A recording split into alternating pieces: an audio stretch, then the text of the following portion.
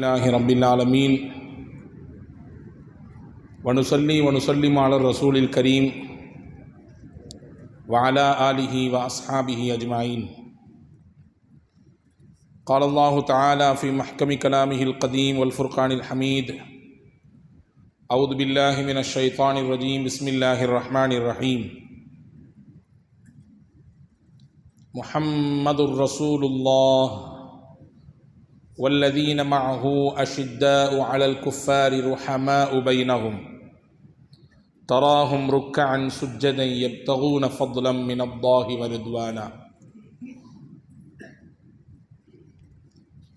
وقال نبينا محمد رسول الله صلى الله عليه وسلم: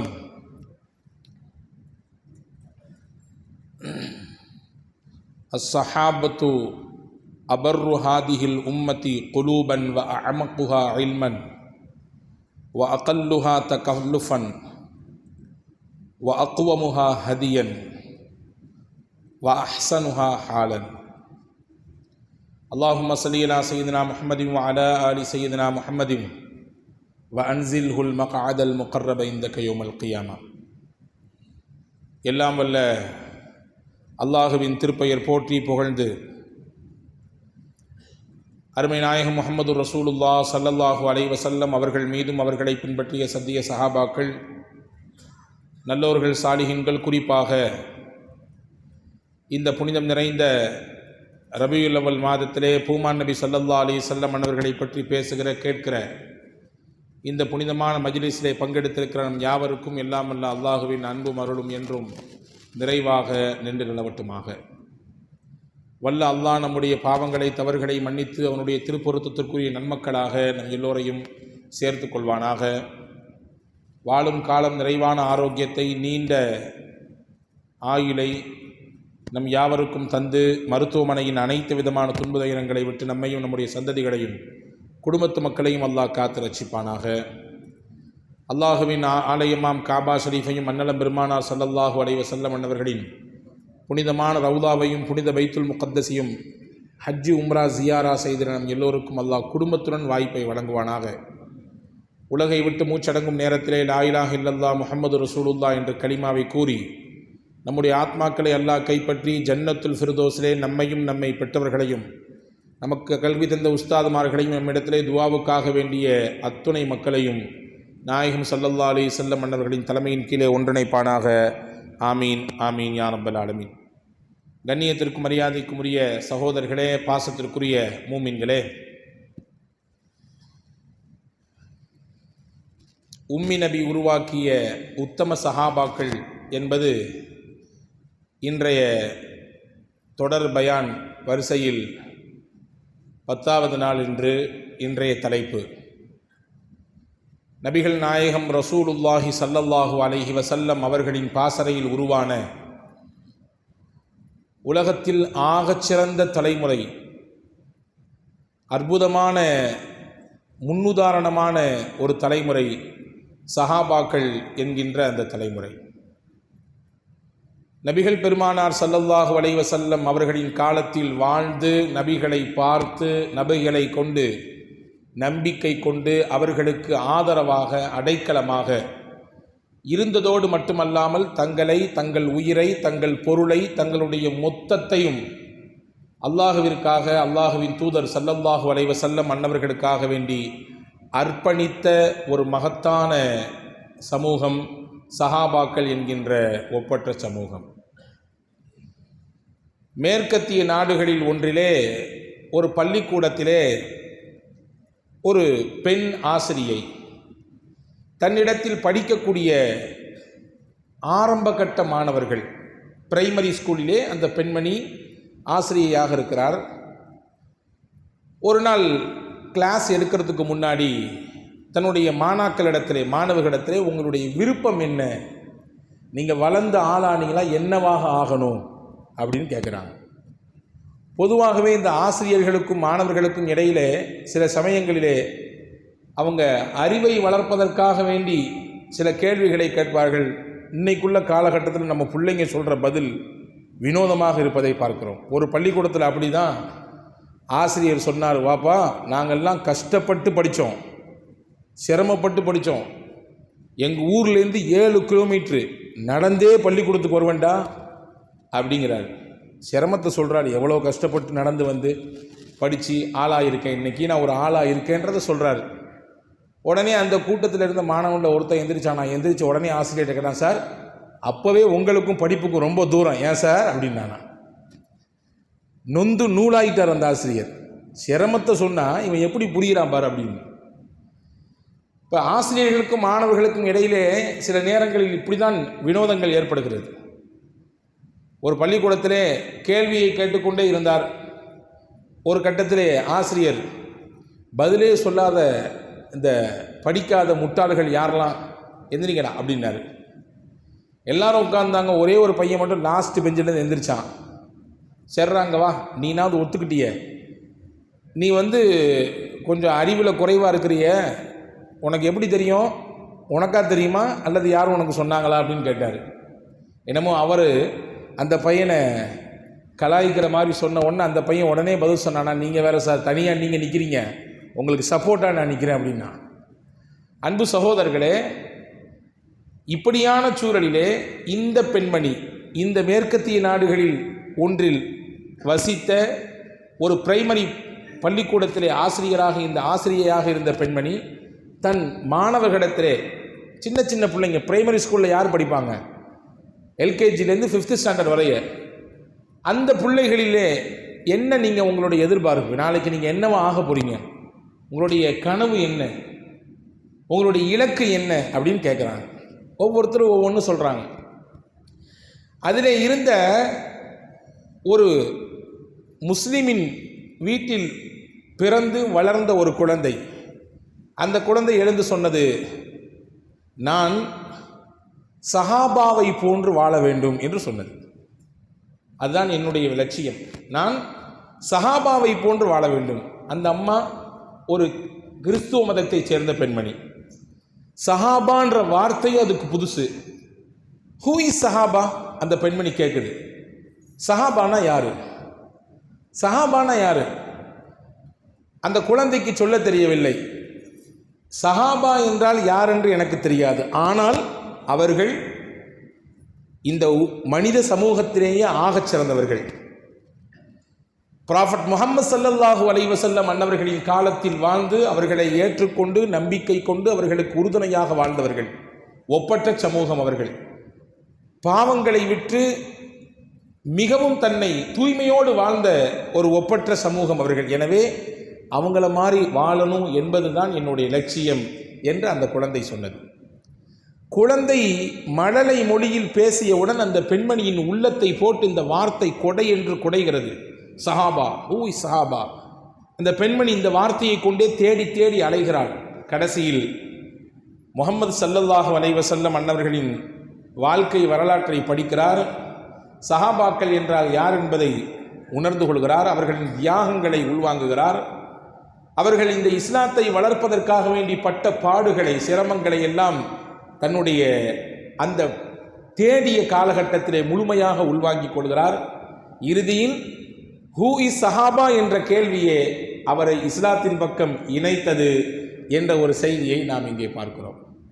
அன்பு சகோதரர்களே, சஹாபாக்கள், நான் ஆரம்பத்தில் சொன்னேன், இந்த உலகத்தில் அனுப்பப்பட்ட மக்களில் ஆகச்சிறந்த சமூகம், அற்புதமான புனிதர்கள் அவர்கள். எனவே அவர்களை உருவாக்கியதிலே நாயகம் ஸல்லல்லாஹு அலைஹி வஸல்லம் அன்னவர்களுக்கு மிகப்பெரிய பங்கு உண்டு. எனவேதான் சையதுனா அப்துல்லாஹ் இப்னு மஸ்ஊத் ரலியல்லாஹு சொல்வார்கள், சஹாபாக்கள்லாம் யாரு தெரியுமா, அபர்ரு ஹாதிஹில் உம்மா, இந்த சமுதாயத்திலேயே ஆக நல்லவர்கள், வஅமகுஹா இல்மன், கல்வியிலே மிக தேர்ந்தவர்கள், வஅகல்லுஹா தகல்லுஃபன், தங்கள் வாழ்க்கையில் ஏற்படக்கூடிய சிரமங்கள், இஸ்லாத்தை எடுத்து வைக்கக்கூடிய சமயங்களிலே வரக்கூடிய கஷ்டங்கள், அதையெல்லாம் பொருள்படுத்தாமல் சாதாரணமாக கடந்து போகக்கூடியவர்கள், வஅக்வமுஹா ஹதியன், நேர்வழியில் நிலைத்து நிற்கக்கூடியவர்கள், இக்தாரஹுமுல்லாஹு லிசுஹ்பத்தி நபிய்யிஹி வலி இகாமத்தி தீனி, அல்லாஹ் இந்த சமூகத்தை, சஹாபா என்கின்ற சமூகத்தை அல்லாஹ் தேர்வு செய்தான். எதற்கு? நபிக்கு தோழர்களாக ஆகுவதற்கும் இந்த தீனை நிலைநாட்டுவதற்கும்.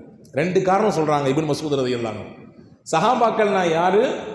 இந்த தீனை நிலைநாட்டுவதற்காக வேண்டி அல்லாஹுவினால் தேர்வு செய்யப்பட்டவர்கள்.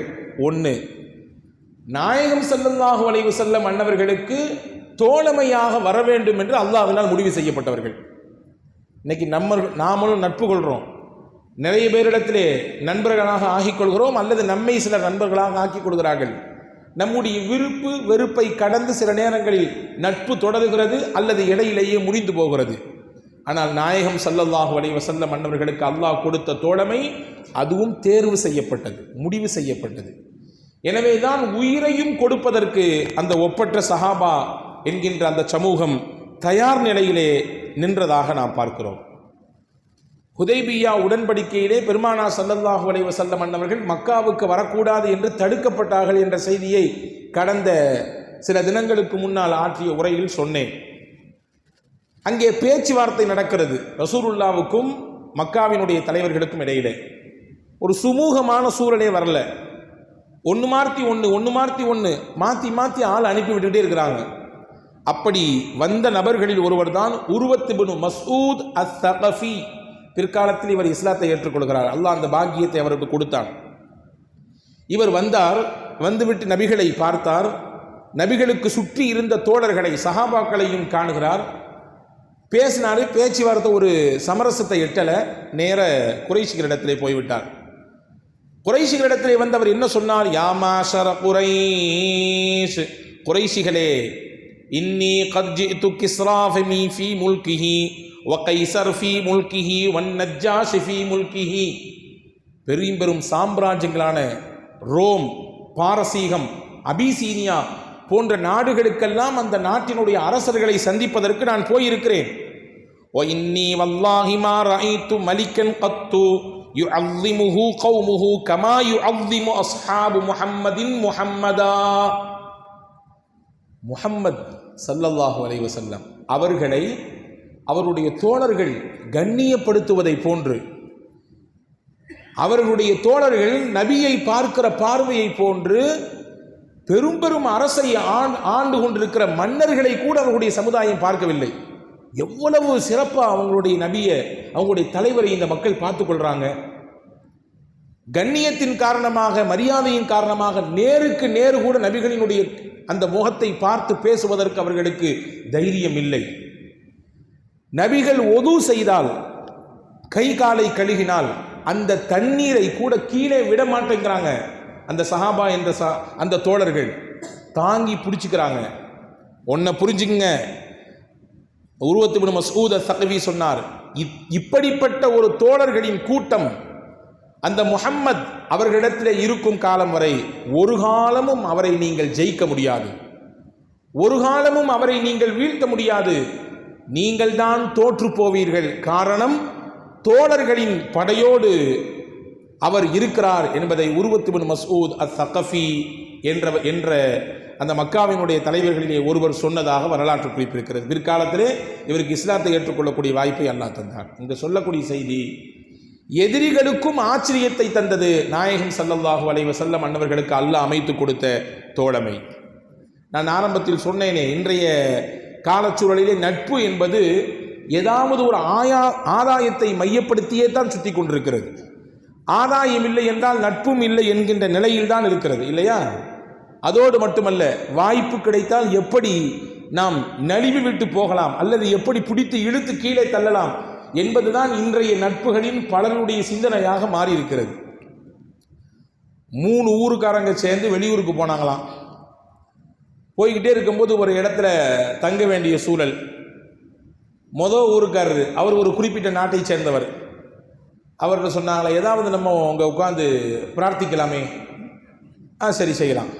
3 பேர் உட்கார்றாங்க, நண்பர்கள் 3 பேரும். ஒருத்தர் கையெடுத்து பிரார்த்தித்தார், இறைவா, நாங்கள் இந்த ரூமில் உட்கார்ந்துருக்கோம், இந்த அறையில், இந்த அறை முழுக்க எங்களுக்கு கோல்டு, தங்கமாக மாறணும். 2 பேரும் அப்படி நடக்கட்டும் என்று ஆமீன் என்றார்கள்.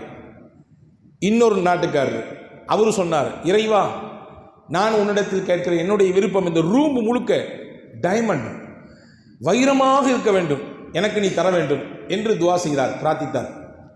மற்ற 2 தோழர்களும் ஆமீன் என்றார்கள். 3வது நம்மால், இறைவா நான் உன்னிடத்திலே கேட்பது ரொம்ப சிம்பிள்.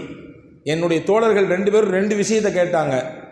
ஒருத்தர் ஒரு ரூம் முழுக்க தங்கம் கேட்டிருக்காரு, இன்னொருத்தர் அந்த ரூம் முழுக்க டைமண்ட் கேட்டிருக்காரு. இப்போ நான் ஓன்ட்ட கேட்குறேன், அந்த 2 ரூமு சாவியை மட்டும் என்கிட்ட கொடுத்துரு, வேற உதவி எனக்கு வேண்டாம். ஏற்கனவே கேட்டாங்க 2 பேரும், அந்த சாவியை கீயை மட்டும் என் கையில் கொடுத்துரு, மற்ற எதுவும் வேண்டாம்னாதான். அன்பர்களே, இப்படித்தான் இன்றைக்கு பல நட்புகள் இருக்கிறது. நாயகம் ஸல்லல்லாஹு அலைஹி வஸல்லம் தோழமைகள் எப்படி இருந்தது ஹதீஸிலே வருகிறது. ஹஜ்ரத் சய்யிதுனா அபூ ஹுரைரா ரலியல்லாஹு அன்ஹு, ஸைத் இப்னு சாபித் ரலியல்லாஹு அன்ஹு, இன்னொரு சஹாபி, இந்த 3 சஹாபாக்களும் சேர்ந்து மஸ்ஜித் நபவியிலே அமர்ந்திருக்கிறார்கள், உட்கார்ந்துருக்கிறாங்க, உட்கார்ந்து பேசிக்கிறாங்க.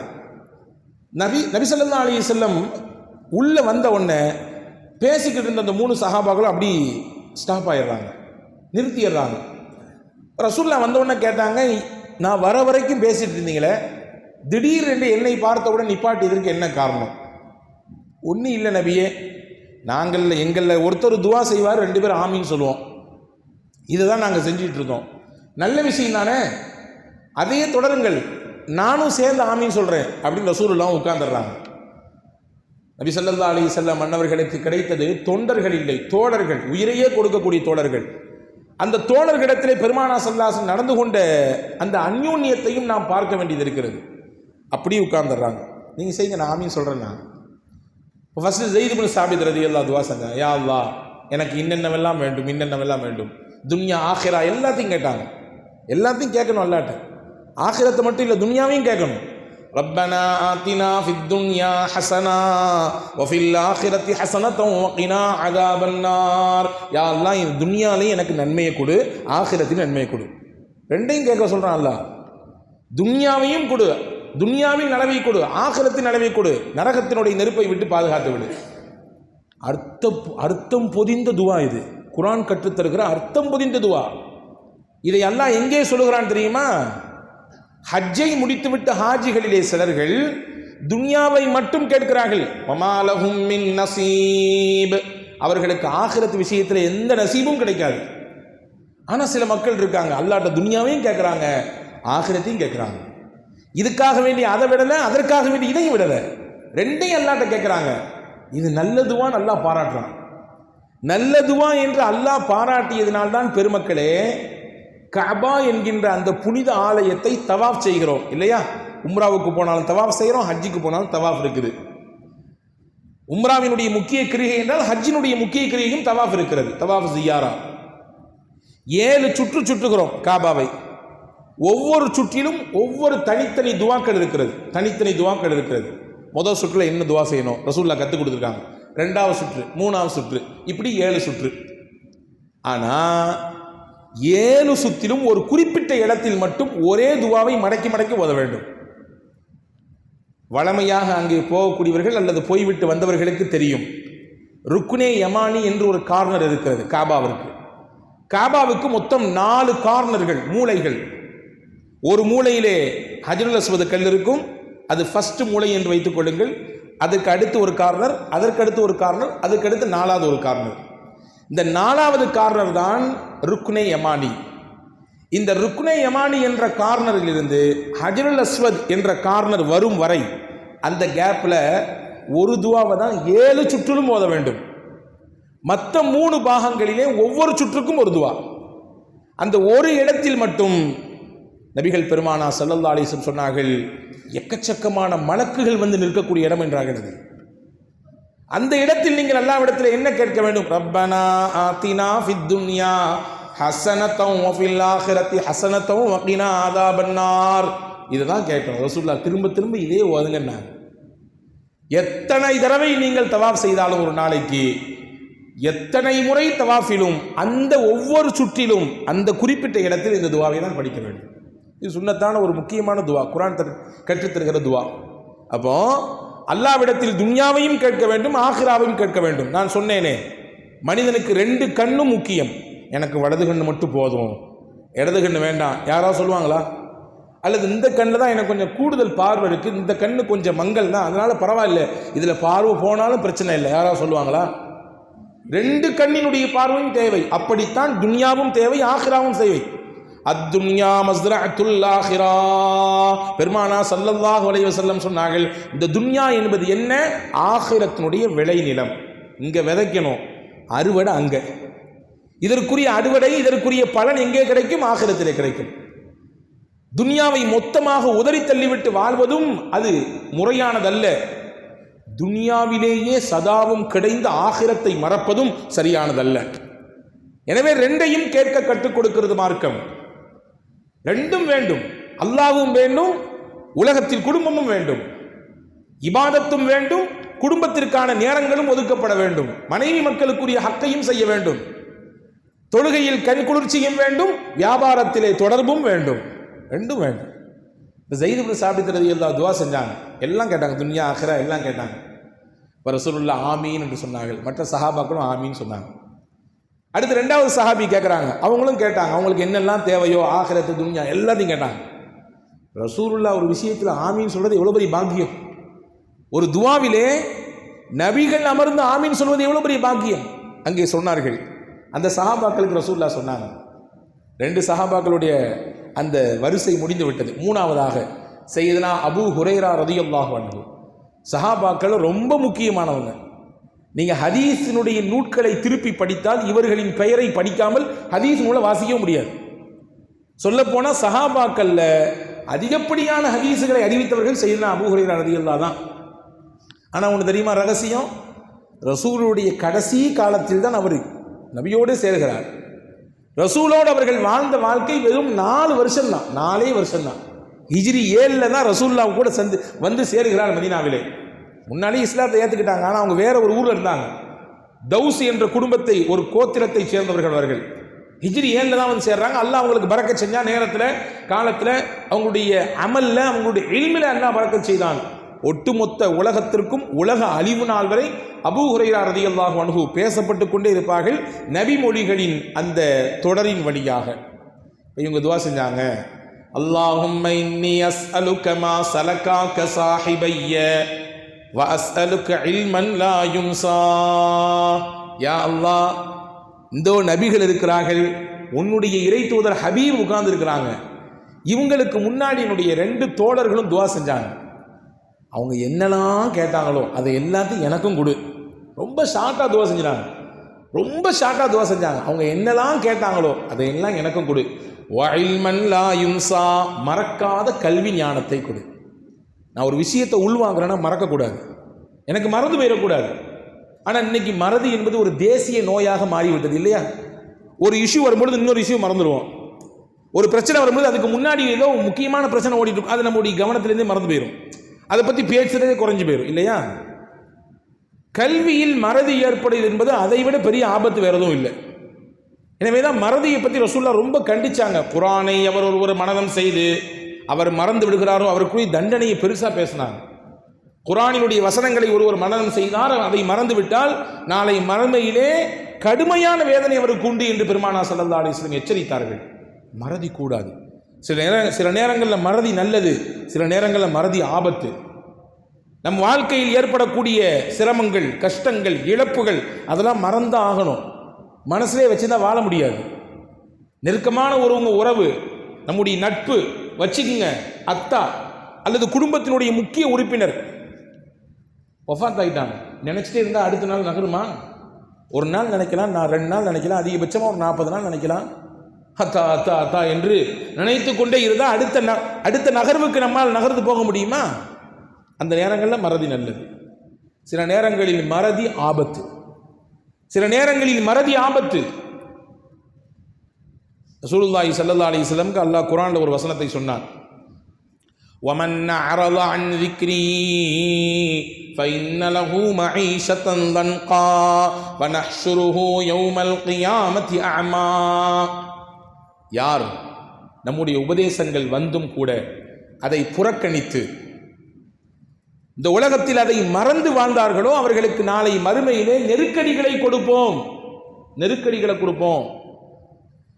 வனஹ்ஷுருஹு யௌமல் கியாமத்தி அமா.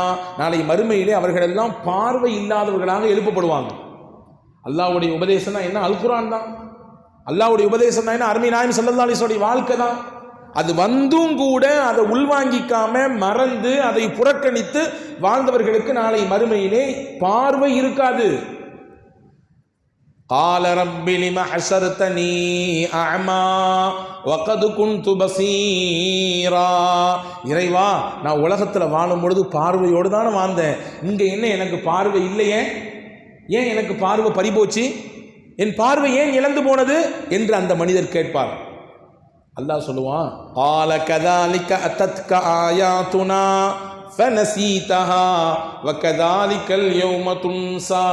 நம்முடைய ஆயாத்துகள் உன்னிடத்திலே எடுத்து வைக்கப்பட்டது, நம்முடைய அத்தாட்சிகள் உன்னிடத்திலே சொல்லப்பட்டது, அதை எல்லாத்தையும் நீ மறந்துட்ட. நீ மறந்ததுனாலே இந்த நாள் உன்னை நான் மறந்து விட்டேன்.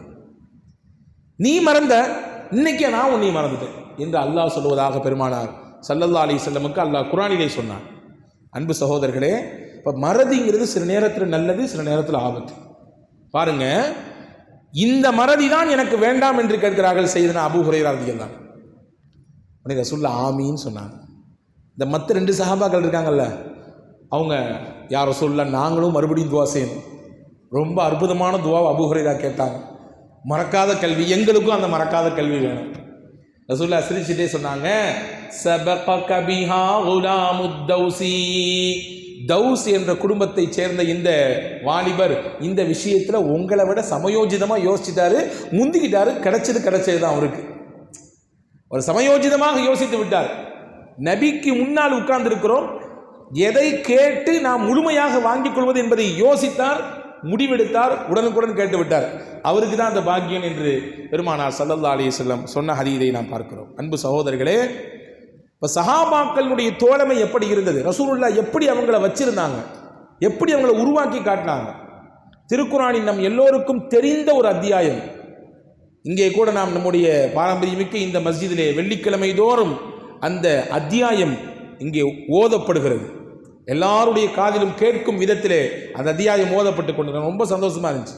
வெள்ளிக்கிழமை 12 மணிக்கே அந்த சூரா கஹ்ஃபை போட்டு அதை இங்கே ஒளிபரப்பு செய்யப்படுகிறது. ரொம்ப அற்புதமான சூரா. அதனுடைய மகத்துவத்தை நாம் உள்வாங்கிவிட்டால் ஒரு காலமும் ஓதாமல் இருக்க மாட்டோம். ஒன்று புரிஞ்சு, 3 சிறப்பை மட்டும் சொல்லுகிறேன்.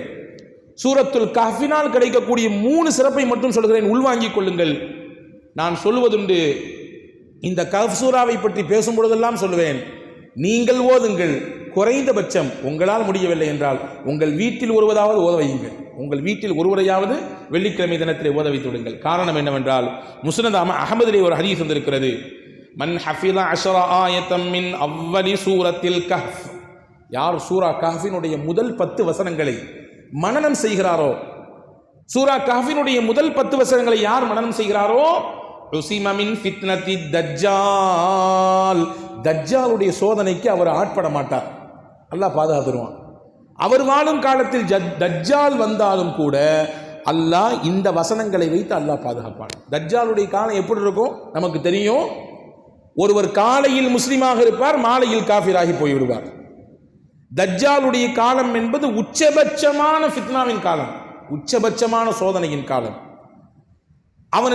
அவன் எந்த ஆசை வார்த்தைகளை சொல்லி மக்களை அழைக்கிறானோ அந்த ஆசை வார்த்தைகளுக்கு பின்னால் போனவர்கள் எல்லாம் அவனுக்கு வழிபட்டவர்களாக, காஃபிர்களாக, இறை மறுப்பாளர்களாக மாறி போய்விடுவார்கள். ரசூலுல்லாஹ் சொன்னாங்க, அந்த கெடுதியிலிருந்து, சோதனையிலிருந்து பாதுகாப்பு வேணும்னா சூரா கஹ்ஃபினுடைய முதல் 10 வசனங்களை மனனம் செய்யுங்கள் என்றார்கள் பெருமானார் ஸல்லல்லாஹு அலைஹி வஸல்லம்.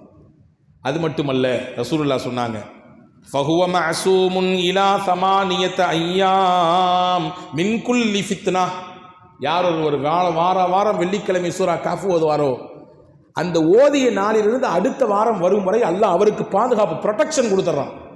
அல்லாஹ் தன்புறத்திலிருந்து பாதுகாப்பு, எல்லா சோதனைகள், எல்லா ஆபத்துகள், முசீபத்துகளிலிருந்து அந்த சூரா அவரை அரணாக வந்து நின்று காக்கும் என்றார்கள் பெருமானார் ஸல்லல்லாஹு அலைஹி வஸல்லம். இது 2வது முக்கியமான சிறப்பு. சூரா கஹ்ஃபினுடைய 3வது முக்கியமான சிறப்பு தபரானி ஷரீஃபிலே வந்திருக்கிறது, கானத் லஹு நூரன் மின் மகாமிஹி இலா மக்கா. அந்த சூரா கஹ்ஃபே அவருக்கு ஒளியாக இருக்கும், பேரொளியாக இருக்கும்.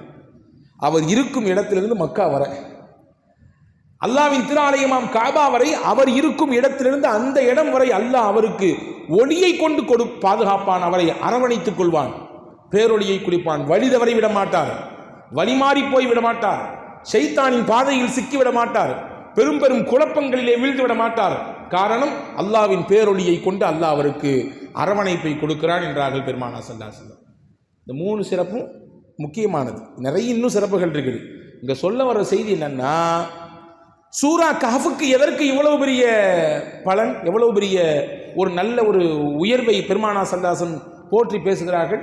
அந்த சூரா கஹ்ஃபிலே வரக்கூடிய முக்கியமான கதாநாயகர்கள் யார்? இளைஞர்கள், தோழர்கள்.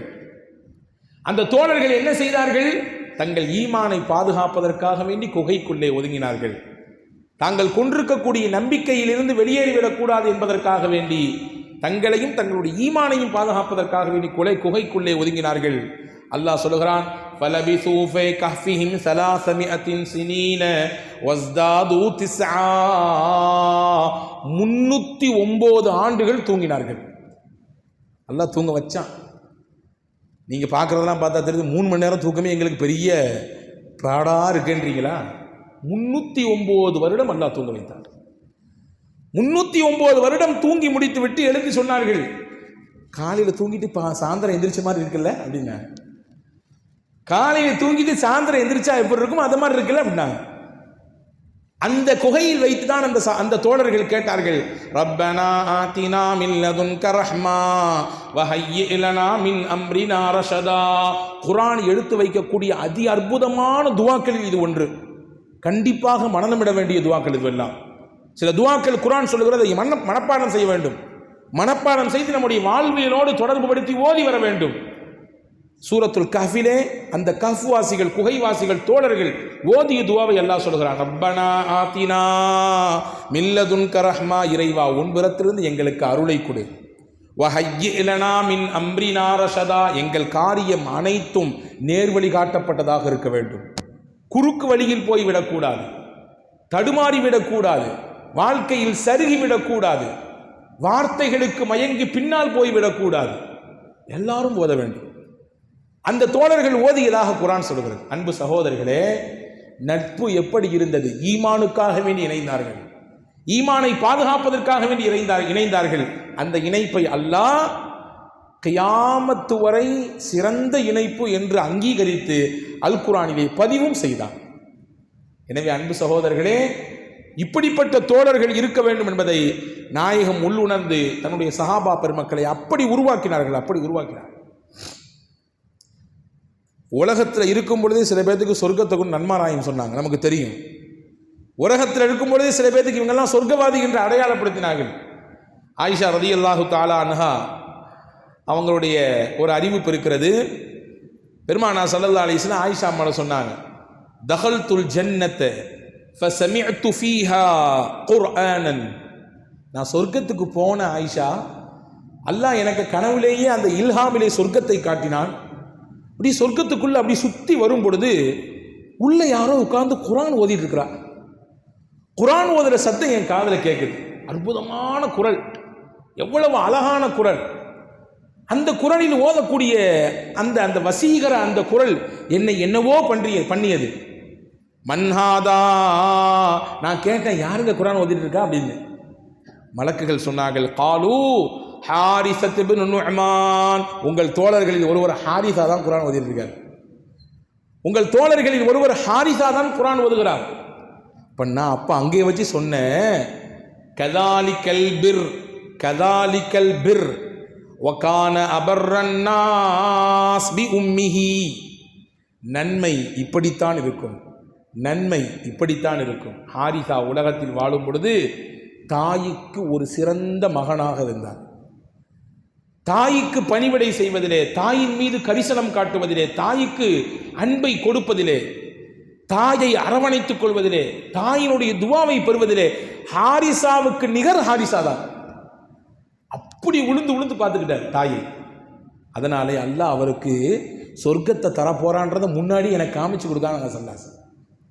அன்பு சகோதரர்களே, தாயின் மீது அக்கறை உள்ள ஒரு மனிதராக முஸ்லிம் இருக்க வேண்டும் என்பதற்கு பெருமானாரின் வழிகாட்டுதல் நிறைய இருக்கிறது. அதற்கு முன்னுதாரணமாக எடுத்து காண்பிக்கிறார்கள் சஹாபாக்களில் ஹாரிஸத் இப்னு நுஅமான். தாயின் துவாவை பெற்றவர். இல்லையா? பெருமானா ஸல்லல்லாஹு அலைஹி வஸல்லம் உலகத்தில் யாருமே சொல்லாத வார்த்தையை சொன்னாங்க. அல் ஜன்னத்து தஹ்த அக்தாமில் உம்மஹாத். சொர்க்கத்தை நீங்கள் தேடி தேடி அலையாதீர்கள், உங்களை பெத்த தாயின் காலில் தான் சொர்க்கம் இருக்கிறது. நான் உலகத்தில் யாரால் சொல்ல முடியும் இந்த வார்த்தையை? இதைவிட ஒரு தாயை தூக்கி போட்டு யாரால் பேச முடியும்? தாயின் காலடியில் தான் சொர்க்கம், தாயின் துவா தான் உங்களுக்கு சொர்க்கத்தை வாக்கி தரும். நம்ம தான் ஹசன் பஸ்ரி ரஹ்மஹுல்லா அவங்களுடைய தகப்பனார் வஃபாத்தான பொழுது அழுதாங்களாம். ரொம்ப தேம்பி தேம்பி அழுதாங்களாம். ஹசன் பஸ்ரி பெரிய அறிஞர், பெரிய மாமேதை. சீடர்கள்லாம் நீங்களே இப்படி அழுதா, நீங்களே இப்படி உடஞ்சிடா, எங்களுக்கெல்லாம் என்ன பண்ணுறது அப்படின்னு கேட்டாங்க. இப்போ ஹசன் பஸ்ரி ரஹ்மஹுல்லா சொன்னாங்களாம், அல்லாஹ் சொல்லுகிறான், தாயும் தகப்பனும் சொர்க்கத்தினுடைய 2 வாசல். ஒரு மனிதன் சொர்க்கத்துக்குள்ளே நுழைவதற்கு 2 வாசலை எல்லாம் வைத்திருக்கிறான். ஒன்று அப்பா, இன்னொன்று அம்மா. அந்த 2ல் ஒரு வாசல் மூடி போச்சு எனக்கு. அந்த 2 வாசல்ல ஒரு வாசல் எனக்கு மூடி விட்டது. இன்னும் இருப்பதே மிச்சம் ஒரே வாசல் தான். அதன் வழியாக எப்படியாவது சொர்க்கத்துக்குள் நுழைய வேண்டுமே என்ற ஏக்கம் தான், தவிப்பு தான் என்னை அழச் செய்தது என்றார்கள் ஹசன் பஸ்ரி ரஹ்மஹுல்லா. அன்பர்களே, பெற்றோரின் மீது, குறிப்பாக தாயின் மீது காட்டக்கூடிய அன்பும் அந்த அக்கறையும் அந்த பணிவிடையும் நமக்கு சொர்க்கத்தை வாங்கித் தரும். அதன் நிதர்சனமாக ஹாரிஸா பின் நுஅமான் ரலியல்லாஹு அன்ஹு அவர்கள் மூலமாக சொன்னார்கள். ஹாரிஸாவை பார்த்து ஜிப்ரீலே ஆச்சரியப்பட்டிருக்காங்க. ஜிப்ரீல் அலைஹிஸ்ஸலாம், வஹி கொண்டு கொடுக்கக்கூடிய ஜிப்ரீல் அலைஹிஸ்ஸலாம் ஆச்சரியப்பட்டிருக்காங்க. ஹுனைன் யுத்தம் நடந்து முடிஞ்சு ரசூலுல்லாஹ்ட்ட பேசிக்கிட்டே இருக்காங்க ஜிப்ரீல் அலைஹிஸ்ஸலாம். இப்போ அந்த வழியாக அந்த ஹாரிஸா பின் நுஅமான் இவர் கடந்து போகிறாரு. இப்போ ரசூலுல்லாஹ் கேட்டாங்க, ஜிப்ரீல் கேட்டாங்க, யா ரசூலுல்லாஹ் இவர் யாருன்னு கேட்டாங்க. இவர் தான் ஹாரிஸா. ஓ ஹாரிஸா, இவர் தான் ஹாரிஸா, அல்லாஹு அக்பர். இவருடைய சிறப்பு என்ன தெரியுமா? யா ரசூலல்லாஹ், இவருடைய சிறப்பு என்ன தெரியுமா? இந்த யுத்தத்திலே இன்னஹு மினல் மிஅத்தி ஸாபிரத்தி யௌமல் ஹுனைன், ஹுனைன் யுத்தத்திலே நிலைத்து நின்று புறமுதுகிடாமல் எதிரிகளை நேருக்கு நேர் நின்று பொறுமையோடு கடைசி வரை களத்தில் நின்றவர்.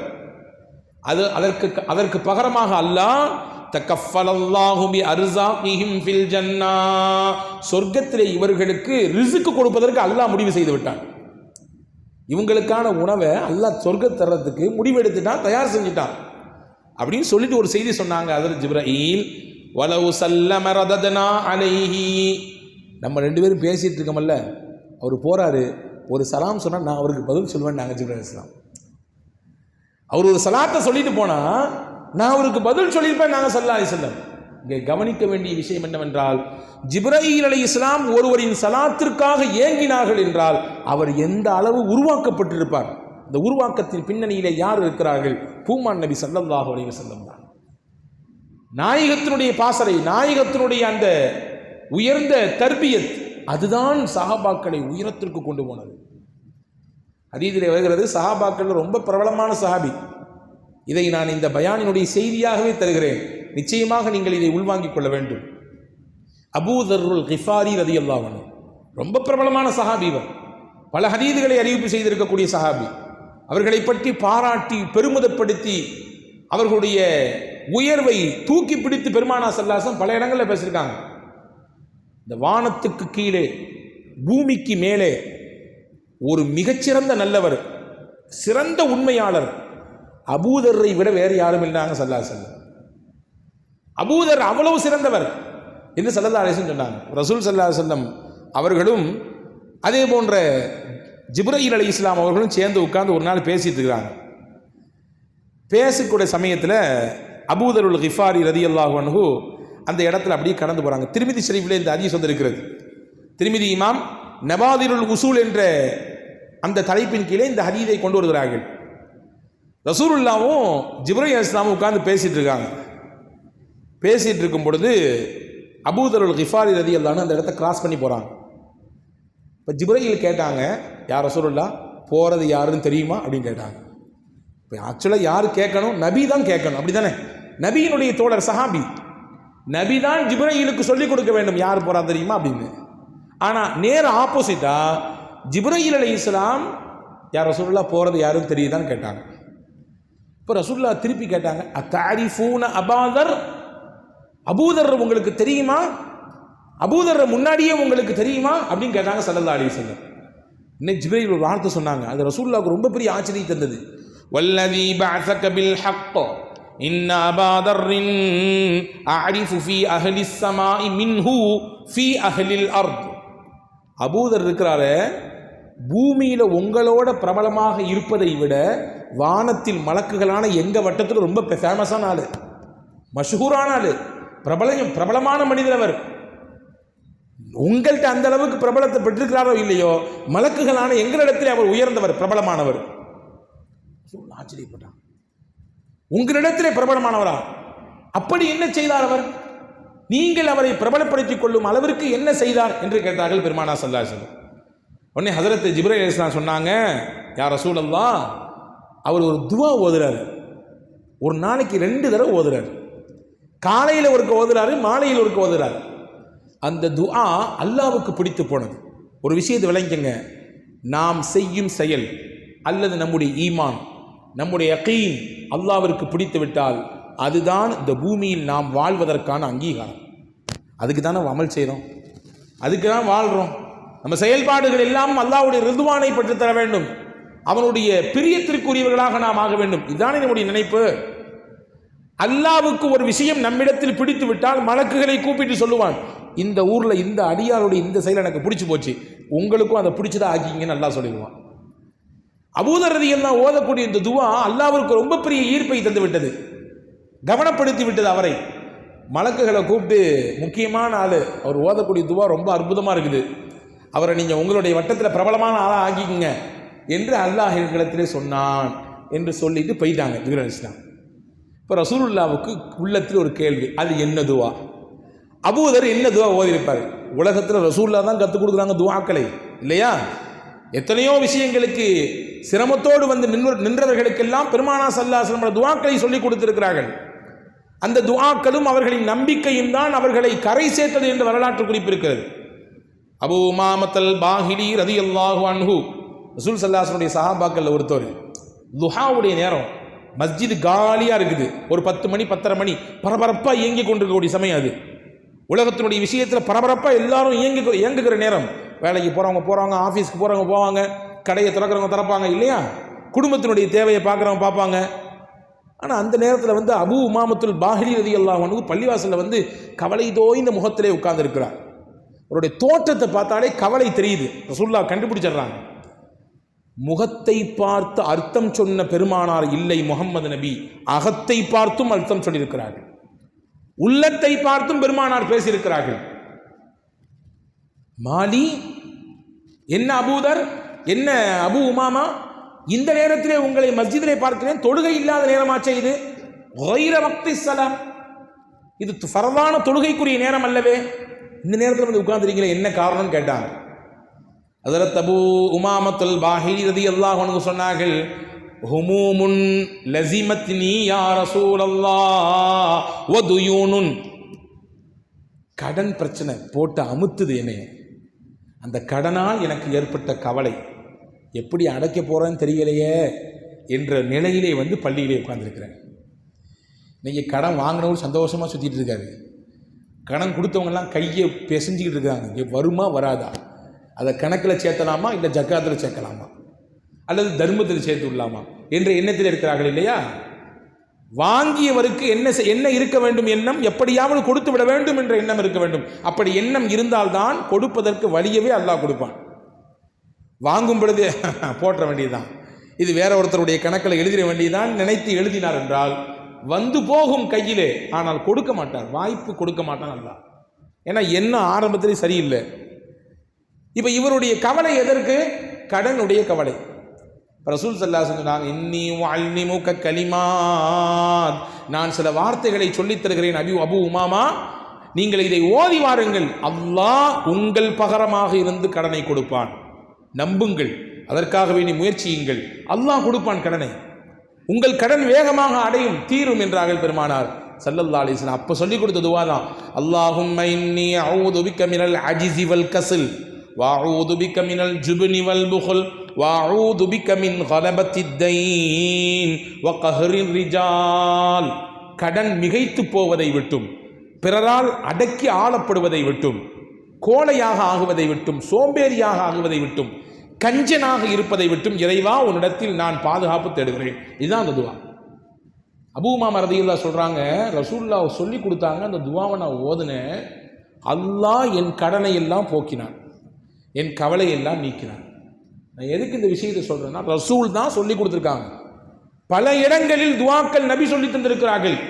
இங்கே எந்த ஹதீஸுக்குள்ளே வாருங்கள், அபூ தர் ரலியல்லாஹு அன்ஹு அவர்கள்ட்ட பார்த்து ரசூலுல்லாஹ் கேட்டாங்க, என்னவாப்பா மலக்குகள் ரொம்ப நீங்க ஃபேமஸ் ஆமே, மலக்குகள் இடத்துல நீங்க ரொம்ப ஃபேமஸ் ஆமே, என்னமோ டெய்லி காலையிலும் ராத்திரி காலையிலும் மாலையிலும் உட்கார்ந்து ஏதோ ஒரு துவா ஓதுகிறீர்களாம், அந்த துவா அல்லாஹ்வுக்கு பிடிச்சி போச்சான், மலக்குகளை எல்லாம் கூப்பிட்டு உங்களை பிரபலப்படுத்திட்டாலாமே, என்ன துவா அது சொல்லுங்களா வாப்பா. நாங்கள் ரசூல் ஸல்லல்லாஹு அலைஹி வஸல்லம் அண்ணே ஹஸரத் அபூ தருல் கிஃபாரி ரலியல்லாஹு அன்ஹு சொன்னாங்க, அடக்கத்தோடு சொன்னார்கள், நாம் யா ரசூலல்லாஹ் ஃபிதாக்க அபீ வ உம்மி, என் தாயும் தகப்பனும் உங்களுக்கு அர்ப்பணம், நீங்கள் இல்லாமல் இந்த துவா இல்லை. எனக்கு என்ன இருக்கிறது, அறிவும் ஞானமும் தெளிவும் எனக்கு எங்கிருந்து கிடைக்கும்? உங்களின் அந்த ஃபைதான், அந்த பேரொளி, அந்த பாக்கியம் எனக்கு இல்லை என்றால் இந்த அபூதர் ஒண்ணுமே இல்லை, ஒண்ணுமே இல்லை. ஃபர்ஸ்ட் பணிவை வெளிப்படுத்துகிறார்கள். வாழ்க்கையில் உயர்வு வர வர மனிதனுக்கு பணிவும் சேர்ந்து வந்து கொண்டே இருக்க வேண்டும். பணிவு வர்றதுக்கு ஆப்போசிட்டா தலக்கண ஒருத்தருக்கு வந்துச்சுன்னா அதுதான் அவருடைய வாழ்க்கையின் அழிவின் வாசல். எனவே பணிவு வேண்டும். பணிவை கற்றுத்தருகிறது மார்க்கம். பெருமானா ஸல்லல்லாஹு அலைஹி வஸல்லம் அவர்கள் மக்காவுக்குள்ளே வெற்றி வாங்கை சூடும் பொழுது எப்படி வந்தார்கள்? ஹதீஸை பாருங்கள், தலையை தாழ்த்தியவாறு வந்தார்கள். அடக்கம் இருந்தது. அடங்க மறு திமிரி எழு அப்படின்னு ரசூலுல்லாஹ் சொல்லல. நீங்க சொல்றாங்க நிறைய பேர் அடங்க மறு திமிரி எழு அப்படின்னா என்ன, நெஞ்சு நிமித்திட்டு அப்படி, அப்படிலாம் இல்லை. பணிவோடு இருந்தார்கள் பெருமானா ஸல்லல்லாஹு அலைஹி வஸல்லம். பணிவுதான் ஒரு மனிதனை உயர்த்தி கொண்டே இருக்கும் வாழ்க்கையில். நமக்கு ஆப்போசிட் இருக்கவங்க நம்மகிட்ட வேறமா நடந்துட்டாலும் பரவாயில்ல, நாம் பணிந்து நடப்போம் அல்லாஹ்வுக்காக, நம்மை அல்லாஹ் உயர்த்துவான். அபூ தருல் கிஃபார் ரலியல்லாஹு அன்ஹு சொல்றாங்க, ஆமா ரசூல் எனக்கு தெரியும், எல்லாம் தெரியும், நான் நிறைய விஷயம் கற்றுக்கிட்டேன், அதுலேருந்து எனக்கு வந்துச்சு. அப்படி சொல்லலை. ஃபிதாக்க அபீ வ உம்மி யா ரசூலல்லாஹ், என் தாயும் தந்தையும் உங்களுக்கு அர்ப்பணம் நபியே, நீங்கள் தான் மூலகர்த்தா, நீங்கள் தான் மூலகர்த்தா, உங்கள் மூலமாக தான் எல்லாம் எனக்கு, உங்கள் மூலமாகத்தான் எல்லாம் எனக்கு. ஆனால் ஒன்றை நான் தெளிவுபடுத்துகிற நபியே, மா சமிஅத்துஹு மின் பஷர், எந்த மனிதரும் எனக்கு அந்த வார்த்தைகளை கற்றுத்தரவில்லை. வ இன்னமா ஹுவ அஷரத்து அஹ்ருஃபின் அல்ஹமனி ரப்பி இய்யாஹா, ஒரு 10 வார்த்தைகள், அதை அல்லாஹ் என்னுடைய உள்ளத்தில் போட்டு கொடுத்தான். அல்லாஹ் தான் எனக்கு சொல்லி கொடுத்தான். அல்லாஹ் சொல்லி தரனா உங்களுடைய வாசித்தா, உங்களுடைய தொடர்பை வைத்தா அல்லாஹ் எனக்கு அதை கற்றுக் கொடுத்தான். அப்படியா? அந்த 10 வார்த்தை எது சொல்லுங்களேன் அப்படின்னாங்க ரசூலுல்லாஹ். ரசூலுல்லாஹ், டெய்லி நான் என்ன செய்வேன் தெரியுமா? இது இந்த பயானினுடைய செய்தி உங்களுக்கு, நானும் நீங்களும் இதை பின்பற்ற வேண்டும் என்று அல்லாஹ்விடத்திலே நான் துவா செய்கிறேன். அன்பு சகோதரர்களே, ஹஜ்ரத் அபூ தருல் கிஃபார் ரலியல்லாஹு சொல்றாங்க, காலையில் நான் கிபிலாவை முன்னோக்கி அமர்ந்திருப்பேன், கிபிலாவை முன்னோக்கி அமர்ந்திருப்பேன், தஸ்பீஹ் செய்வேன், கொஞ்ச நேரம் சுப்ஹானல்லாஹ் சொல்லுவேன், அதற்கடுத்து தஹ்லீல் செய்வேன், லா இலாஹ இல்லல்லாஹ் என்று சில தடவைகள் சொல்லுவேன், தஹ்மீது செய்வேன், அல்ஹம்துலில்லாஹ் என்று 1-2 தடவை சொல்லுவேன், அதற்கடுத்து தக்பீர் சொல்லுவேன், அல்லாஹு அக்பர் என்று சொல்லுவேன். ஃபர்ஸ்ட் கிபிலாவை முன்னோக்கி உட்காருவேன், ஃபர்ஸ்ட் ஒன். ரெண்டாவது என்ன செய்வேன்? தஸ்பீஹ் சுப்ஹானல்லாஹ் சொல்லுவேன். மூணாவது லா இலாஹ இல்லல்லாஹ் சொல்லுவேன். நாலாவது அல்ஹம்துலில்லாஹ் சொல்லுவேன். ஐந்தாவது அல்லாஹ் அக்பர் என்று சொல்லுவேன். இதை சொல்லி முடிச்சுட்டு அந்த 10 வார்த்தைகளை கொண்டு அல்லாஹ்விடத்தில் துவா செய்வேன். என்ன துவா தெரியுமா? அல்லாஹும்ம இன்னி அஸ்அலுக ஈமானன் தாயிமா வ கல்பன் காஷிஆ வ இல்மன் நாஃபிஆ வ யகீனன் சாதிகா வ தீனன் கய்யிமா. அல்லாஹும்ம இன்னி அஸ்அலுகல் ஆஃபியத மின் குல்லி பலியா. அல்லாஹும்ம இன்னி அஸ்அலுக தமாமல் ஆஃபியா வ தவாமல் ஆஃபியா வ ஷுக்ர அலல் ஆஃபியா வல் கினா அனின் நாஸ். இதான் அந்த துவா. 10 விஷயங்களை கேட்குறாங்க அல்லாஹ்ட்ட. யா அல்லாஹ், அல்லாஹும்ம இன்னி அஸ்அலுக ஈமானன் தாயிமா, நிரந்தரமான ஈமானை எனக்கு கொடு. ஈமான், நான் அங்குமிங்கும் பல விஷயங்களை பார்க்கும் பொழுது என்னுடைய ஈமான் குறைந்து விடக்கூடாது, அல்லது எங்காவது சருகி விடக்கூடாது. யகீனன் சாதிகா, உண்மையான நம்பிக்கையை கொடு. உண்மையான நம்பிக்கைன்னா என்ன அர்த்தம்? சந்தோஷம் வந்தாலும் ஏற்றுக்குவோம், கஷ்டம் வந்தாலும் துன்பம் வந்தாலும் ஏற்றுக்குவோம், வியாபாரத்தில் லாபம் வந்தாலும் ஏற்றுக்குவோம், நஷ்டம் வந்தாலும் ஏற்றுக்குவோம், குடும்பத்தில் நல்லா இருக்கும் பொழுதும் ஏற்றுக்குவோம், இழப்பு ஏற்கிற பொழுதும் ஏற்றுக்கொள்வோம். நாம் விரும்பியது கிடைக்கிற பொழுதும் ஏற்றுக்கொள்வோம், கிடைக்காத பொழுதும் ஏற்றுக்கொள்வோம். அல்லாஹ்வுடைய தக்தீர் என்று புரிஞ்சிக் கொள்வோம். இதுதான் உண்மையான யகீன். உண்மையான யகீன். வதீனன் கையிமா, நிலையான மார்க்கத்தை எனக்கு கொடு. ஒரு விஷயத்தை நான் நிலையா இருக்கணும். அடிச்சா நம்ம தமிழ்ல சொல்லுவாங்க, வச்சா குடும்பி அடிச்சா மொட்டைம்பாங்க. அப்படின்னா என்ன தெரியுமா? செஞ்சா செஞ்சுக்கிட்டே இருக்க வேண்டியது, விட்டா மொத்தமா விட்டுறது. செஞ்சா அவர் தஹஜ்ஜுத் செய்வாரு, விட்டார்னா போச்சு, 5 வக்த் தொழுக கூட இல்லை. இப்படி இருக்கக்கூடாது. வதீனன் கையிமா. அல்லாஹும்ம இன்னி அஸ்அலுக ஈமானன் தாயிமா வ கல்பன் ஹாஷியா. 4வதாக பயப்படக்கூடிய உள்ளத்தை தான். இந்த உள்ளத்துல பயம் இருக்கணும், உன்னை குறித்து உண்டான அச்சம் இருக்கணும். எந்த மூமினுடைய உள்ளத்திலே ஹஷியத்துல்லா இருக்கிறதோ, அல்லாஹ்வின் பயம் மிகைத்திருக்கிறதோ, அவர் பாவத்தின் பக்கம் போக மாட்டார். தவறு ஏற்படாத அவரிடத்திலிருந்து. தவறும் பாவமும் மனிதனிடத்திலே ஏற்படுவதற்கு மூல காரணம் என்ன? பயம் என்பது அங்கே குறைகிறது. சுய அதாவது விருப்பத்திற்கு முன்னுரிமை கொடுக்கப்படுகிறது. எனவே பாவம் பெறுகிறது. யகீனன் சாதிகா வதீனன் கையிமா, நிலையான ஈமானை கொடு. 5 விஷயமாச்சா? அல்லாஹும்ம இன்னி அஸ்அலுக்கல் ஆஃபியத மின் குல்லி பலியா, எல்லா சோதனைகளிலிருந்தும் எனக்கு ஆஃபியத்தை கொடு. வஸ்அலுக்க தவாமல் ஆஃபியா, நீ தரக்கூடிய ஆஃபியத் ஆரோக்கியம் நிரந்தரமாக இருக்க வேண்டும். வ தமாமல் ஆஃபியா, நீ தரக்கூடிய ஆஃபியத் ஆரோக்கியம் பூரணமாக இருக்க வேண்டும். 9வது வ ஷுக்ர அலல் ஆஃபியா, நீ தரக்கூடிய ஆரோக்கியத்திற்கு நான் நன்றி செய்ய வேண்டும். நன்றி செய்ய. நல்லா இருக்கும் பொழுது நமக்கு ஒன்றுமே தெரியாதுங்க. சிரமங்கள் வரும் பொழுதுதான் நம்முடைய ஆரோக்கியம் எவ்வளவு தூரம் நமக்கு பயன் தந்திருக்கிறது என்பது புரியும். கால் நல்லா இருக்கு, கை நல்லா இருக்கு, ராகத்தான் நடக்கிறோம் போகிறோம்.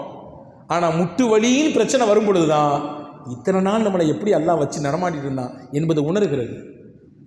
எனவே தான் நம்முடைய உஸ்தாத் சொல்லுவாங்க, உன் மீது அல்லாஹ் அருள் செய்திருக்கிறான் என்பதை நீ உணர வேண்டும் என்றால் ஒரே ஒரு தடவை மருத்துவமனைக்கு சென்று விட்டு வா போதும்.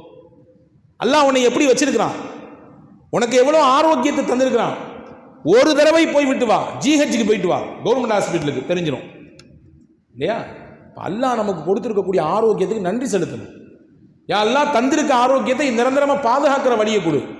இன்னைக்கு உலகம் எப்படி இருக்குது? வேகமாக இயங்கிட்டு இருக்குது.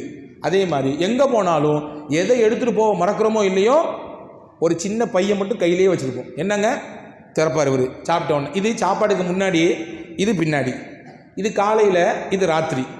ஒரு காலத்தில் வீடுகளில் அலமாரிகளில் எல்லாம் புத்தகங்களும் நல்ல விருதுகளும் வந்து உட்கார்ந்து அலங்கரித்தது. இன்னைக்கு வீடுகளினுடைய அலமாரிகள் முழுக்க மாத்திரை குப்பிகளும் டானிக்குகளும் உட்கார்ந்து இருக்குது. அதில் செக்ஷன் பிரித்து வச்சிருக்காரு. மேலே எங்கள் அத்தாவுக்கு, இந்த 2வது செக்ஷன் எங்கள் அம்மாவுக்கு, கீழே இது வந்து எங்கள் முதல் பையனுக்கு, இது என் 2வது பையனுக்கு, இந்த கீழே இருக்குதா இது என் மனைவிக்கு எனக்கும், பிரித்து இல்லையா? நோய்களோடும் நொம்பலங்களோடும் வாழக்கூடிய காலம் இது. எங்கே திரும்பினாலும் ஏதாவது ஒரு தொற்று வந்துவிடுமோ என்ற அச்சம், பீதி கோவிடுக்கு பின்னாடி ரொம்ப அதிகரிச்சிருக்குது. இப்போ அல்லாஹ்விடத்திலே அபூதர் கிஃபார் ரலியல்லாஹு அன்ஹு கேட்கிறார்கள், ஷுக்ர அலல் ஆஃபியா. 9வது, யா அல்லாஹ் நீ தந்த ஆரோக்கியத்துக்கு நன்றி செலுத்து. பொதுவாகவே நன்றி செலுத்துதல் என்பதுதான் நமக்கு கிடைத்த அருளை கூட்டி தரும். நன்றி மறப்பது நன்றன்று, நல்லதே கிடையாது. வள்ளுவர் சொல்லுகிறாரு, அல்லாஹ் சொல்லுகிறான், நீங்கள் நன்றி செலுத்தினால் உங்களுக்கு நான் கூட்டி தருவேன், ஜியாதத் அதிகப்படுத்துவேன். இப்போ அபூதர் ரலியல்லாஹு சொல்றாங்க, எனக்கு யா அல்லாஹ் ஆரோக்கியத்தை கொடு, நீ கொடுக்கும் ஆரோக்கியம் பூரணமாக இருக்க வேண்டும், நிரந்தரமாக இருக்க வேண்டும், நீ கொடுத்த ஆரோக்கியத்துக்கு நன்றி செலுத்த வேண்டும். 9வது. 10வதாக சொன்னாங்க, வல்கினா அனின்னாஸ், முக்கியமான விஷயம் 10வது. யா அல்லாஹ் உலகத்தில் வாழும் பொழுது உன்னை தாண்டி வேறு யாரிடத்துல நான் நிற்கக்கூடாது. நீ தர்றது நீ மட்டும்தான் எனக்கு தரணும், வேற யாரையும் நான் எதிர்பார்க்கக்கூடாது. வேறு யாருடைய வீட்டு வாசலுக்கும் போய் நிற்கக்கூடாது, கையேந்தக்கூடாது, யாரையும் எதிர்பார்க்கக்கூடாது. அவர் உதவி செய்வாரா, இவர் உதவி செய்வாரா, இந்த கஷ்டத்துக்கு யார்கிட்ட போய் ஹெல்ப்பை கேட்கலாம், ஏதாவது செஞ்சிட மாட்டாங்களா என்ற எந்த எதிர்பார்ப்பும் எனக்கு இருக்கக்கூடாது. ரசூலுல்லாஹ் தொடர்ச்சியாக துவா செய்திருக்கிறார்கள், அல்லாஹும்ம க்ஃபினி பிஹலாலிக் வ அன் ஹராமிக் வக்னினி பிஃபத்லிக அம்மன் சிவாக். யா அல்லாஹ் நீ தரக்கூடிய ஹலாலை கொண்டு எங்களை போதுமாக்கி கொண்டு வாழுகிற தௌஃபீக்கை கொடு, ஹராம்களை விட்டு பாதுகாத்து விடு. நீ கொடுத்தது எங்களுக்கு போதுமாக இருக்கணும், அந்த போதும் என்கின்ற மனம் ஹராமை விட்டு எங்களை தடுக்க வேண்டும். உன்னன்றி வேறு யாரிடத்திலும் நாங்கள் எதிர்பார்க்க கூடாது. எதிர்பார்ப்பு தான் மனிதனுடைய அந்தஸ்தை குறைத்துவிடும். ஒருத்தரை நம்ம எதிர்பார்க்கிறோம், ஒருத்தரிடத்துல கையேந்தினோம், ஒருத்தரை நம்பித்தான் நம்ம வாழ்க்கைன்னு இருக்கும் பொழுது நம்முடைய அந்தஸ்தையும் மரியாதையையும் நம்முடைய அந்த தன்மானத்தையும் அது சுரண்டி பார்த்து விடும். ரசூலுல்லாஹ் அதை ஒரு காலம் ஏற்றுக்கவே மாட்டாங்க. அபூதர் ரலியல்லாஹு அந்த விஷயத்தை கேட்குறாங்க. 10ஆவதான செய்தி சொன்ன உடனே ரசூலுல்லாஹ் அப்படியே பூரிச்சு போயிட்டாங்க. எவ்வளவு அற்புதமான துவாக்கள், எவ்வளவு அழகான வார்த்தைகள். ரசூல் அங்கே கண்டிக்கவே இல்லை. நான் சொன்னாத ஏன் நீங்கள் சொன்னீங்க, நான் உங்களுக்கு சொல்லிக் கொடுத்தேனா, நான் உங்களுக்கு கற்றுக் கொடுத்தேனா, சொல்லவே இல்லை. சிறப்பான விஷயம் இது, ரொம்ப அற்புதமான வார்த்தைகள் இது என்று சொல்லி முடிக்கும் சமயத்தில் மறுபடியும் ஜிப்ரீல் அலைஹிஸ்ஸலாம் வந்துட்டாங்க. கேட்டீங்களா? ஆமாம் கேட்டோம். எவ்வளோ அழகான வார்த்தை பார்த்தீங்களா? பார்த்தோம் சொல்லி சொன்னாங்க ஜிப்ரீல் அலைஹிஸ்ஸலாம். இதுதான் நமக்கான செய்தி. வல்லதீ பஅஸக பில் ஹக், நபியே உங்களை அனுப்பி அல்லாஹ்வே சத்தியமாக சொல்கிறேன், லா யதுஉ அஹதும் மின் உம்மத்திக ஹாதா துஆ இல்லா குஃபிரத் லஹு துனூபுஹு. யார் இந்த துஆவை உங்கள் உம்மத்திலே ஒரு தடவை ஓதுவாரோ அல்லாஹ் அவருடைய பாவத்தை எல்லாம் மன்னிச்சிடுவான். யார் இந்த துஆவை உங்கள் உம்மத்திலே ஒரு தடவை ஓதுவாரோ அல்லாஹ் அவருடைய பாவத்தை அழிக்கிறான். வ இன் கானத் அக்ஸர மின் ஜபதில் பஹர், கடல் நுரையளவு பாவம் இருந்தால் அல்லாஹ் மன்னிச்சிடுவான். கடல் நுரையளவு அவரிடத்திலே பாவம் இருந்தால் அல்லாஹ் மன்னிக்கிறான் அப்படி சொல்லிட்டு அடுத்து ஒரு செய்தி சொன்னாங்க. இது முதல் விஷயம், இந்த துஆவால் கிடைக்கக்கூடிய முதல் பலன். இரண்டாவது சொன்னாங்க, லா யல்காக அஹதும் மின் உம்மத்திக வ ஃபீ கல்பிஹி ஹாதா துஆ இல்லா இஷ்தாகத் லஹுல் ஜினான். நபியே நாளை மறுமையிலே உங்களை உங்கள் உம்மத்திலே யாராவது ஒருவர் சந்திக்க வரும் பொழுது நீங்க ஹவுதுல நிப்பீங்க. அந்த நேரத்தில் உங்கள் உம்மத்திலே யாராவது ஒரு சந்திக்க வரும் பொழுது அவருடைய கல்பிலே இந்த துஆ மனப்பாடமாக இருந்தால், அவருடைய கல்பிலே இந்த துஆ மனனமாக இருந்தால், இல்லா இஷ்தாகத் லஹு அல் ஜினான், சொர்க்கம் அவரை விரும்பும். நாங்கள் சொல்லலாம், சொர்க்கம் விரும்பும் அந்த மனிதரை, சொர்க்கம் விரும்பும் அளவிற்கு இந்த துஆ அவரை உயர்த்தி விடும் என்று சொல்லிட்டு அடுத்து சொன்னாங்க, வஸ்தக்ஃபர லஹுல் மலக்கான் வ ஃபுத்திஹத் அபுவாபுல் ஜன்னஹ். மலக்குமார்கள்லாம் அந்த மனுஷருக்காக துஆ செய்வாங்க, பாவ மன்னிப்பு கேட்பாங்க. இந்த மனிதருக்காக வேண்டிய அல்லாஹ் சொர்க்கத்திலே கதவுகளை திறந்து வைப்பான். திறந்து வைத்துக் கொண்டு மலக்குகள் சொல்லுவாங்க, யா வலி அல்லாஹ் உதுகுல் மின் ஐயி பாபின் ஷிஅத. சொர்க்கத்துக்கு 8 வாசல் இருக்கு, நீ எந்த வாசல் வழியா உள்ள போகணும்னு ஆசைப்படுறீங்களோ அந்த வாசல் வழியா உள்ள போங்க. யாருக்கு இது? இந்த துஆவை ஓதியவருக்கு மட்டுமல்ல, இந்த துஆவில் சொல்லப்படக்கூடிய 10 விஷயங்களையும் வாழ்க்கையில் முழுமையாக நம்பியவருக்கு. 100% நம்பிக்கையோடு இருந்தார், யகீனோடு இருந்தார், ஈமானோடு இருந்தார், தாயிமாக இருந்தார், உள்ளத்திலே உள்ளபடியே பயத்தோடு வாழ்ந்தார், அல்லாஹ்விடத்திலே ஆரோக்கியத்தை திரும்ப திரும்ப கேட்டுக்கொண்டே இருந்தார். அல்லாஹ்வை தவிர்த்து வேறு யாரிடத்திலும் அவள் கையேந்துவதே இல்லை. ஏனென்றால் அவருக்கு தெரியும் அல்லாஹ் தான் சமத். உலகத்தில் அல்லாஹ்வை தவிர வேறு யாரும் சமது கிடையாது. சமத் என்றால் தேவையற்றவன். அல்லாஹ்வுக்கு தேவை கிடையாது. அல்லாஹ்வை தவிர்த்து உலகத்தில் எல்லாத்துக்கும் தேவை இருக்கு, எல்லாத்துக்கும் தேவை இருக்கு. அவங்கவுங்க அந்தஸ்துக்கு தக்கவாறு தேவை இருக்குது. நான் ஒரு சின்ன ஒரு ஒரு குறுந்தொழில் செய்கிறேன், அந்த தொழிலுக்கு தக்கவாறு எனக்கு தேவை இருக்கும். நான் ஒரு பெரும் முதலாளி, அதுக்கு தக்கவாறு எனக்கு தேவை இருக்கும். தேவைகள் இருக்கும் எல்லோருக்கும், அவரவருடைய அந்தஸ்துக்கு தக்கவாறு இருக்கும். அப்போ இந்த நம்பிக்கையோடு ஒருவர் வாழ்ந்தார், இந்த துஆவை படித்தார், இந்த நம்பிக்கையிலேயே அவர் தன்னுடைய வாழ்க்கை அமைத்துக் கொண்டார். ஹஜ்ரத் ஜிப்ரீல் சொன்னார்கள், இதை ஓதக்கூடியவர்களுக்கு அல்லாஹ் மன்னிப்பை தருகிறான், இதை ஓதக்கூடியவர்களுக்கு சொர்க்கம் இவரை நேசிக்கிறது, இதை ஓதக்கூடியவர்களுக்கு மலக்குகள் பாவ மன்னிப்பு கேட்கிறார்கள், இதை ஓதக்கூடியவர்களுக்கு அல்லாஹ் சொல்லுவான், நாளை மறுமையிலே எந்த வாசல் வழியா உள்ள போகணும்னு ஆசைப்படுறீங்களோ போய்க்கங்க. அல்லாஹு அக்பர். இவ்வளோ பெரிய பாக்கியத்தை யார் பெற்று தந்தது? நாயகத்தால் உருவாக்கப்பட்ட ஒப்பற்ற தோழர் ஹஜ்ரத் அபூதருல் கிஃபாரி ரலியல்லாஹு அன்ஹு. அன்பு சகோதரர்களே, இவ்வளவு சிறந்த சஹாபாக்களை பெருமானார் ஸல்லல்லாஹு அலைஹி வஸல்லம் உருவாக்கி காண்பித்தார்கள்.